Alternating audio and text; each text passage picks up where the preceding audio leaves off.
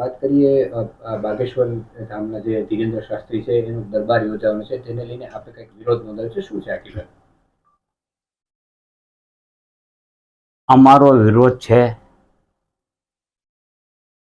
એ માત્ર ને માત્ર દરબારમાં જે ઢોંગ ધતિંગ કરવામાં આવે છે તેની સામેનું છે, જે અંધશ્રદ્ધા ફેલાવવામાં આવે છે તેની સામેનું છે, જે જાદુગીરી કરવામાં આવે છે તેની સામેનું છે, જે આ ડાકીની સાકીની પિચાસીની જે કાંઈ ધૂણવામાં આવે છે તેની સામે છે. આ સિવાય અમારો કોઈ વિરોધ નથી. અમો જો સનાતની છીએ અને સનાતની તરીકે અમારે જે કાંઈ કાર્ય કરવાના થતા હોય તે અમે કરી રહ્યા છીએ. ધર્મનો પ્રચાર કરવાનો બધા ધર્મને અધિકાર છે, તેનો પ્રચાર ને પ્રસાર કરવો જ જોઈએ, એના અમે સમર્થક છીએ. અમારો વિરોધ માત્ર ને માત્ર આ ઢોંગ ધતિંગ સામે છે, પરંતુ આને ડાયલ્યુટ કરીને ધર્મ સામેના વિરોધી તરીકે ચિતરી રહ્યા છે. એ માત્ર ને માત્ર આ એક જે વિરોધને ડાયલ્યુટ કરવા માટેનો જ ઉપાય છે તેમનો. એ બાબતે તમને કંઈક ધમકીઓ પણ મળી રહી છે સોશિયલ મીડિયા પર, કોણ ધમકી આપે છે, શું ધમકી આપે?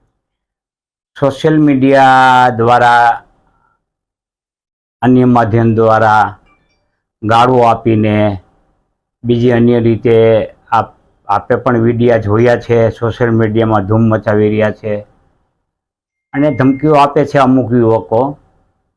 એટલે હું એ યુવકોને દોષિત ગણતો નથી, કારણ કે એ યુવકો હજી પરિપક્વ થઈ રહ્યા છે.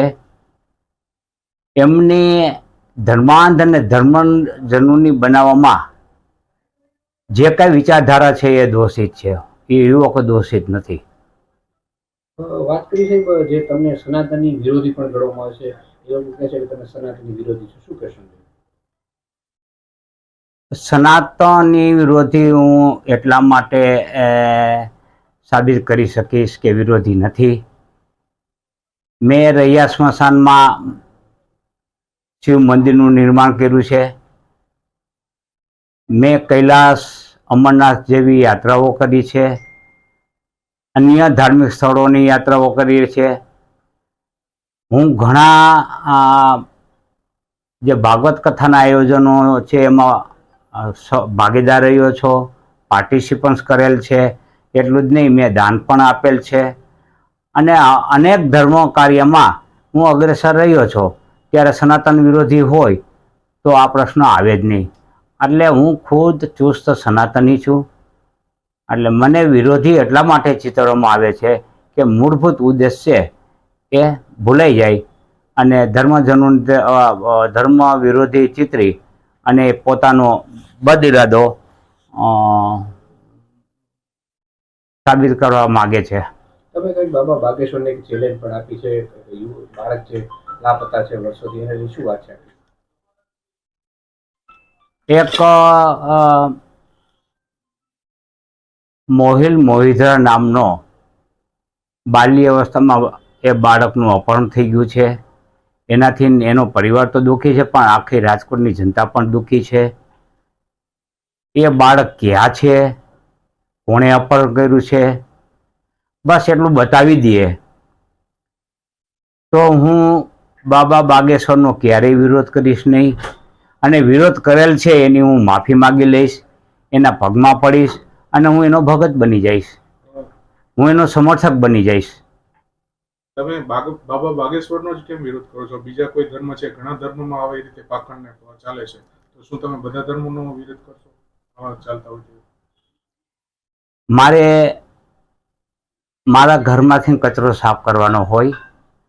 સૌ જે ધર્મના અનુયાયીઓ હોય એ પોતાના ધર્મનો કચરો સાફ કરે. મારે બીજાના ઘરનો કચરો સાફ કરવા જવાનું હોય નહીં, એ એનો છે. આવો હરકતું લેવા હું ક્યારેય માગતો નથી અને લેવું પણ ન જોઈએ. સૌના ધર્મમાં જે કાંઈ ખરાબ હોય એ ધર્મના લોકોની જવાબદારી છે કે એમને સુધારે. મેં બધા ધર્મોનો ઠેકો લીધો નથી. મારું માત્ર કામ સનાતન ધર્મનું છે. એટલે આવી બાબતો ઉજાગર કરી અને લોકો છે એ તમને વિરોધ કરતા ટાળે એવા પ્રયત્નો કરી રહ્યા છે, જે યોગ્ય નથી.